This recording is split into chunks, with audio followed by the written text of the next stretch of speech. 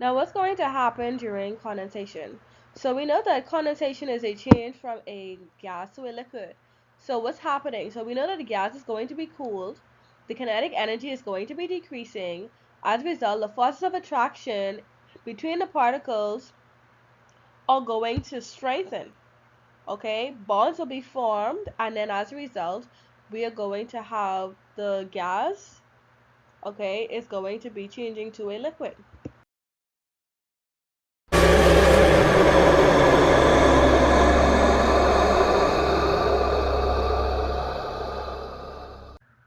So now you can tell me what's going to happen during freezing. Go ahead. Good job. So, yep, the liquid is cooled. The particles won't have enough energy to overcome the forces of attraction between them. Even more bonds are formed, fixing the particle in place, freezing the liquid into a solid. Done. And what is the freezing point of water? So we know that the freezing point of water is the temperature at which a substance freezes.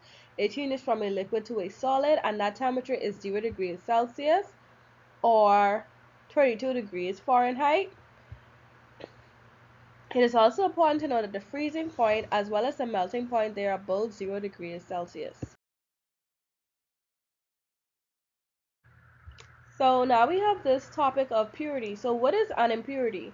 An impurity refers to substances that are not the main component of a material or a compound. They can alter the properties or behavior of the substance, and they may need to be removed. The addition or presence of impurities lowers the melting point, but increases the boiling point. Water boils at 100 degrees Celsius, but when an impurity such as salt is added, the water will boil at a higher temperature. Okay, so this is an example of the impurity increasing the boiling point. So now we have the heating curve of water. So the slanted lines are the different changes of state. You have solid, liquid, and then you have gas.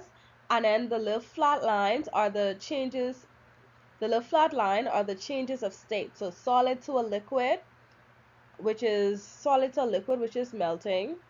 And then up here you have liquid to a gas, which is evaporation.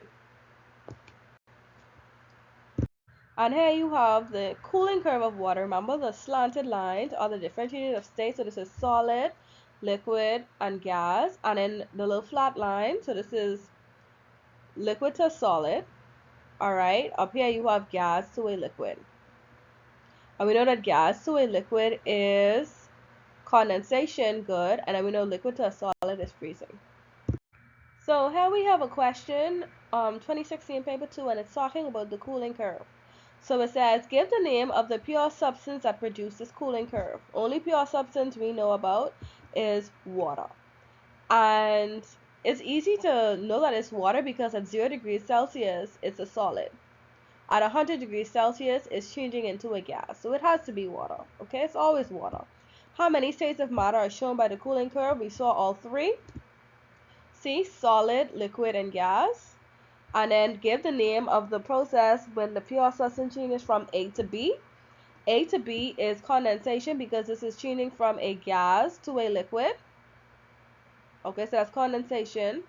And then over here, E to D is from a solid to a liquid, and solid to a liquid is called melting. That's it. State how the addition of the salt affects the numerical value of the substance boiling point. We know that the salt is an impurity, so the addition of salt increases the boiling point. You're done.